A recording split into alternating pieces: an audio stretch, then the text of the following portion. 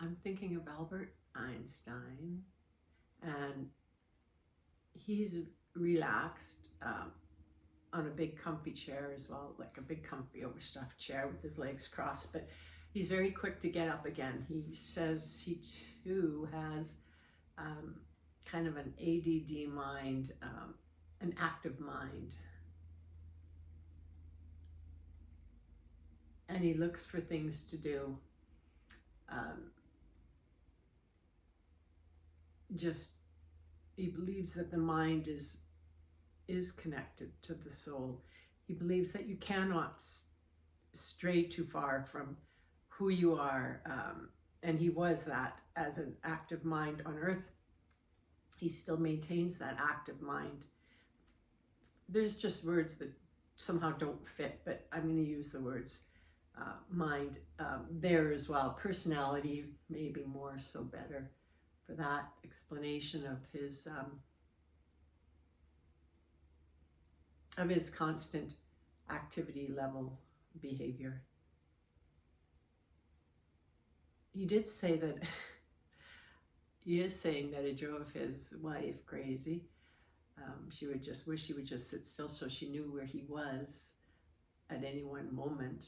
Never, you'd leave him 1 minute, and then she'd go back to ask him something, and he'd be completely gone in some other foreign built, not foreign so much as different building, and almost it's just like he moved fast. He had fast legs. Um, let's see what he has to say about anything.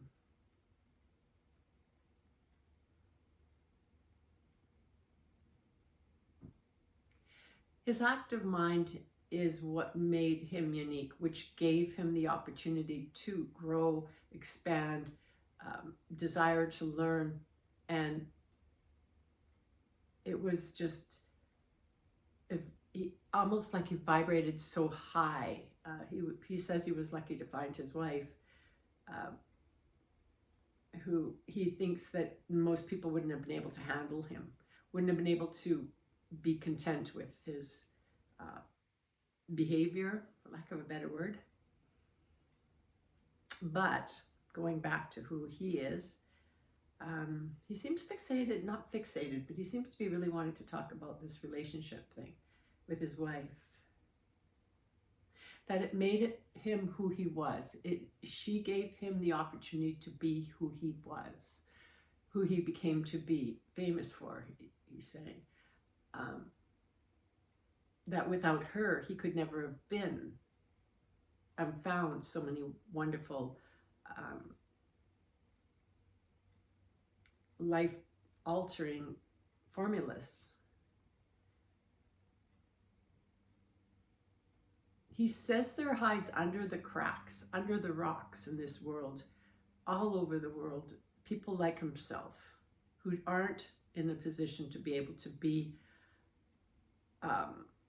shown or be able to show the world who they are, or what their mind holds, or what they're possible of, that's in their mind right now to change the world. That there's people underneath what are called heavy rocks, he's saying, that are hiding who they are. They're being held back, held back, held back. And they're in corporations, they're in like, I want to say restaurants, but it's more like cooks, chefs, or not so much high-end chefs, but people that are doing the grunt work of behind, I don't know, the little, not the little things, but they never reached it past in education, so they tend to stay, they're pushed to stay where they are so that they don't change the people that are at a level above them, kind of stay hidden. And their words, when they speak or release what's in their brains, these discoveries and formulations, they're not given the opportunity to express them. So they stay hidden and the world stays where it is. So is there something that can change this, I'm asking? Anything that can change, those people that have the opportunity like yourself to expand the world into places we need to be going, how does these guys become more into the light and out of the rocks? And there's going to be a time where the world blooms like a rose, and that opens up everybody. It's like the world will open up, he's saying, leaving spaces in between the rose petals for others to be seen. And yeah, rather than like right now the rose petal, I don't know how to call it, petal rose, but is close. But there will be a time, so it's only allowing in certain things. But it will bloom. It'll bloom very fast too, where it opens up the flower opens up and then opens up all these spaces in between where you're able to see and feel and fit into the beauty of what this world has the opportunity to be. But what they're saying is when it does expand, it does let in a lot of other things as well. And he's saying that it may not always, he's not saying it may, it will let in other things as well. And that's why things more not suited to this earth, but yeah, it's part of the black and the white that we have to deal with as humans. And up until now, and as we expand into who we are in the future, we're getting opportunities to choose between black and white, or to see, actually not so much choose, but to see the differences of black and white, or good, what we would deem as a choice we want to make, and which way direction we want to go, black and white of the world.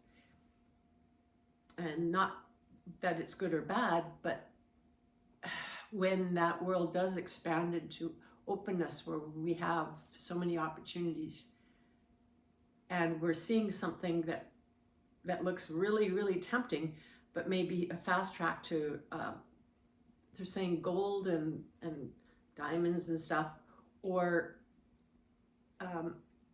enlightenment, or then that this gold and diamonds is just blinding you, and to be aware that that's something you may get, gold and diamonds, but you're going to be living in the fog. You can't even see your gold or diamonds, or do really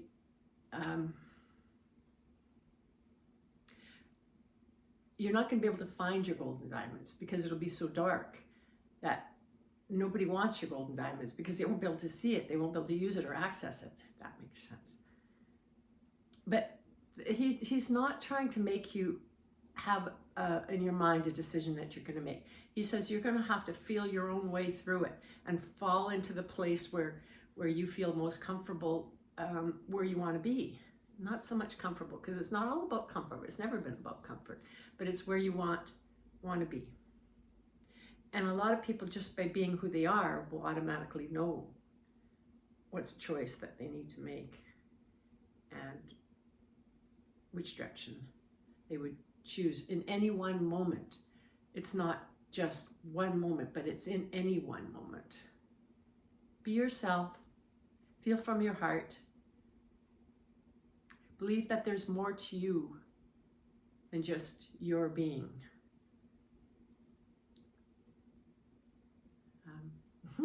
And he says, Albert Einstein out. Thank you.